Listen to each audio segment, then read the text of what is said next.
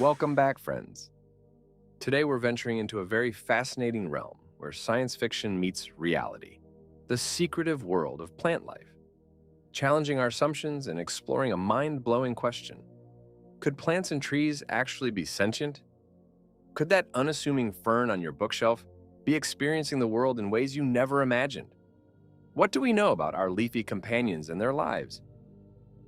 We'll also touch on the ethical considerations of the carnivore diet. But before we dive in, let's address something up front. In the ongoing debate about ethical eating, vegans often criticize and judge carnivores, accusing us of lacking empathy and love towards animals.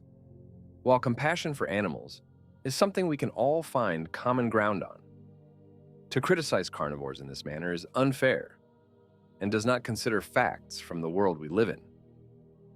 What if the realm of sentience extends beyond the animal kingdom and into the plant world? Do agricultural practices not also lead to many more animal deaths? Let's explore this further with an open mind and a willingness to challenge our preconceived notions.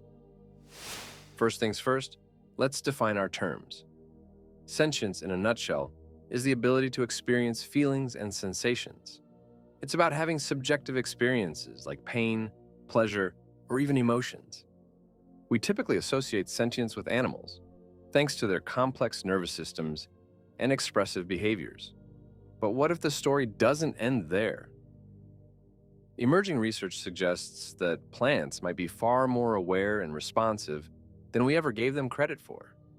They're not just passive organisms soaking up sunlight. They're dynamic living beings engaged in a constant dialogue with their environment. Studies have shown that plants can release distress signals when under attack, almost like a silent scream for help. They can recognize their kin and even favor them, demonstrating a form of social awareness.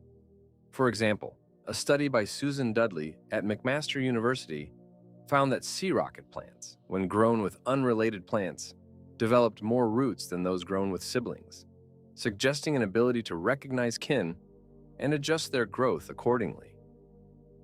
This isn't just random behavior, it's evidence of complex communication and an awareness of their surroundings. Plants can learn and remember past experiences, adapting their behavior accordingly. They even engage in complex decision-making processes, navigating their environment with surprising sophistication.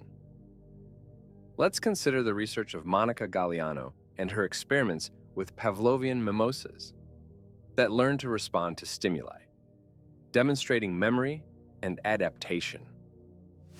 In her groundbreaking study, Galliano found that mimosa plants could learn to habituate to a harmless stimulus, a drop of water, and stop defensively folding their leaves, a behavior typically reserved for threats. Even more remarkably, the plants retained this learned behavior for several weeks, indicating a form of long-term memory. These findings challenge our traditional notions of intelligence and suggest that plants are capable of far more than we ever imagined. Plants possess a remarkable range of senses that allow them to perceive and respond to their surroundings.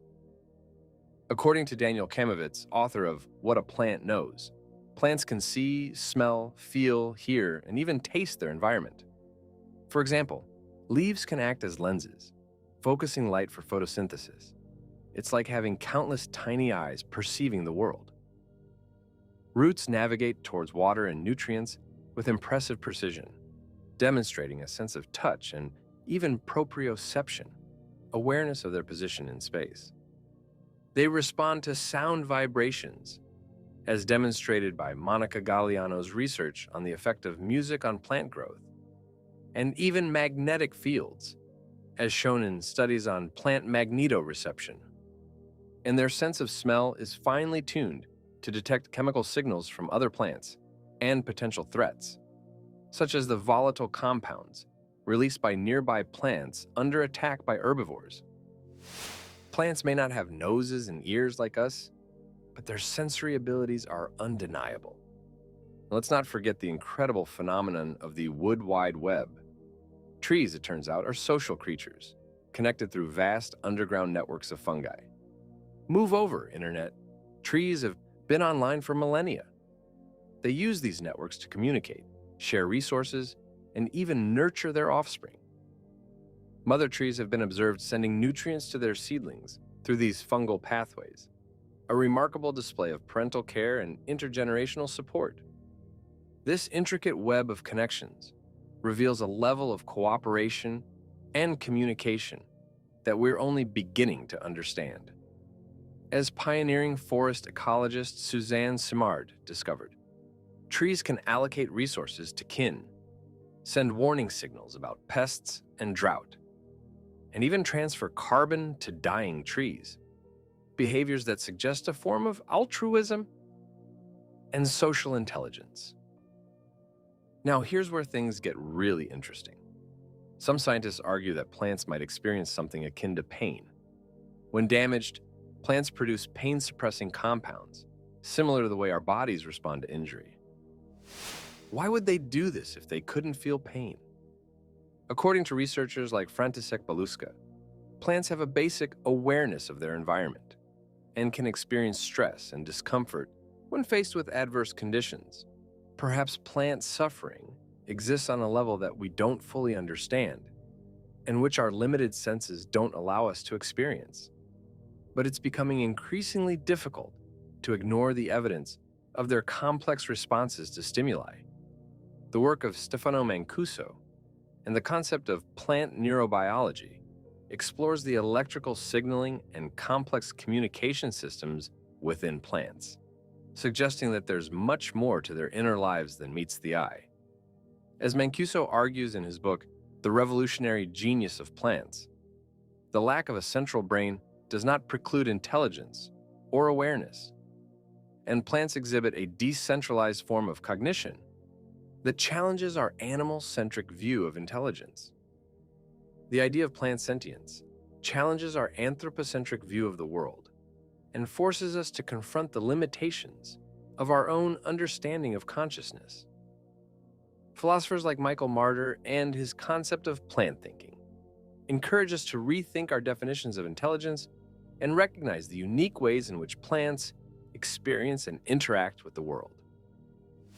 Marder argues that plants possess a non-conscious intentionality, a way of relating to their environment that, while different from human consciousness, still constitutes a form of subjectivity and experience. The ethical frameworks of Peter Singer and Tom Regan, known for their work on animal rights, also provide a lens through which we can consider the moral implications of plant sentience. Singer's principles of equal consideration of interests and minimizing suffering could be extended to plants if they are found to have subjective experiences. Similarly, Regan's idea of inherent value and the right to respectful treatment could apply to plants as well.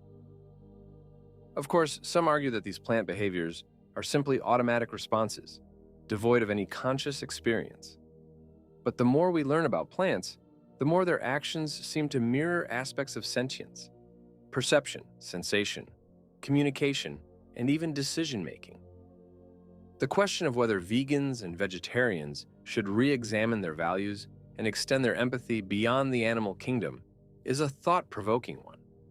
It prompts us to consider the fairness of imposing severe judgment on carnivores for engaging in the act of consuming other animals, a behavior deeply rooted in their nature and essential for their optimal health and longevity.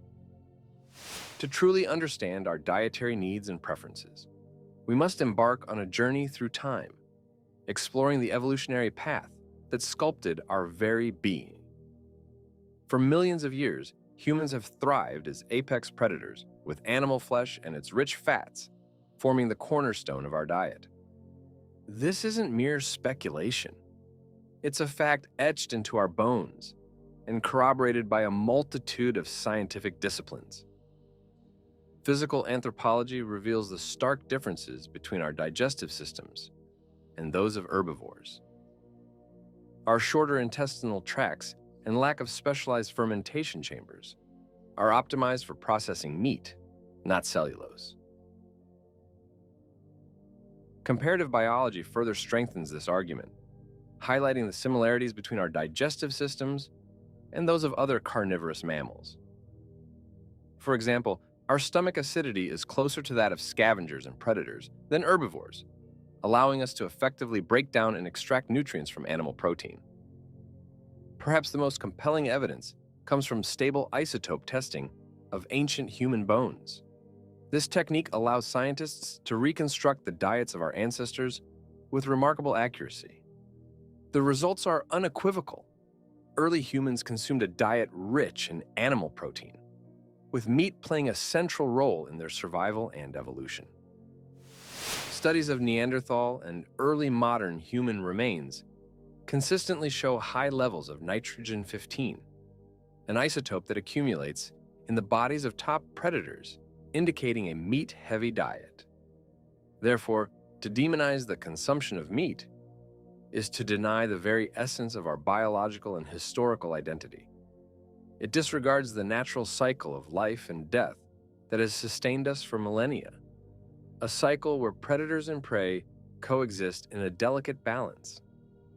The inclusion of meat in the human diet is believed to have played a crucial role in the cognitive development of humans and our large brains, which require significant amounts of energy and specific nutrients found abundantly in animal products. According to the expensive tissue hypothesis proposed by anthropologist Leslie Aiello and evolutionary biologist Peter Wheeler, the shift to a more nutrient-dense, meat-based diet allowed our ancestors to allocate more energy to brain growth and development. The increased consumption of omega-3 fatty acids, particularly DHA, found in fish and grass-fed animals, has been linked to enhanced brain function and the rapid expansion of the human brain over evolutionary time. Our ability to consume and digest meat allowed early humans to adapt to diverse environments and survive periods of food scarcity, ultimately contributing to our success as a species. The incorporation of animal protein and fat into our diets provided a reliable source of essential nutrients, such as vitamin B12, iron, and zinc, which are critical for optimal health and cognitive function. Hunting and meat consumption have been integral to many cultures throughout history, shaping traditions, social structures, and even spiritual beliefs. The pursuit of game and the sharing of meat fostered cooperation, communication, and the development of complex social networks, which in turn contributed to the advancement of human culture and technology. Now, does this all mean that we shouldn't be concerned about the ethical considerations of how food arrives on our plates? Absolutely not. This brings us to the issue of factory farming, a system that, in my opinion, is abhorrent and ethically indefensible. The inhumane conditions, the suffering inflicted on animals, and the environmental damage caused by this industry are simply unacceptable. But there are ethical alternatives. Regenerative animal husbandry is an approach which focuses on raising animals in a way that respects their well-being, while also restoring soil health and promoting biodiversity. It's a system that recognizes the interconnectedness of all living things and strives for a more balanced and harmonious relationship with the natural world. Practices such as rotational grazing, where animals are moved between pastures to mimic natural grazing patterns, can improve soil fertility, sequester carbon, and create habitats for diverse plant and animal species. By working with nature rather than against it, regenerative farming has the potential to heal ecosystems, produce nutrient-dense food, and ensure the humane treatment of animals. It's also important to acknowledge that the impact of modern agriculture extends beyond the animals we typically associate with food production.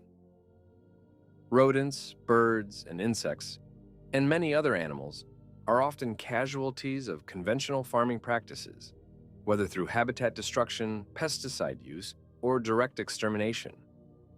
A study by Fisher and Lamy, 2018, estimated that billions of wild animals are killed each year as a result of crop cultivation and harvesting. The widespread use of pesticides and herbicides has devastating effects on pollinators like bees and butterflies, as well as other beneficial insects that play crucial roles in ecosystem balance. So do those animals' lives not count? Are they not as valuable as cows or pigs or chickens? Minimizing harm means considering the well-being of all creatures that share our planet, not just those we see on our plates. What truly matters is cultivating care and minimizing harm through the most ethical practices possible. Whether we choose a plant-based diet, support regenerative animal husbandry, or adopt another approach, the goal should be to make conscious choices that align with our values and minimize suffering. The key takeaway here is to remain open-minded and compassionate towards all living things. Judging those with different dietary choices with ethical plant superiority is hypocritical, especially considering the complex web of life and death that sustains us all. By learning more about the secret lives of plants and the complexities of our food systems, we can deepen our understanding of the natural world and our place within it. This journey of discovery might just lead us to a more balanced and harmonious relationship with all living beings, whether animal or plant. If plants could talk, they'd probably tell us to chill out and stop eating them. Of course, plants haven't mastered human speech, so they resort to other defenses. They've evolved a fascinating array of chemical weapons to deter hungry herbivores.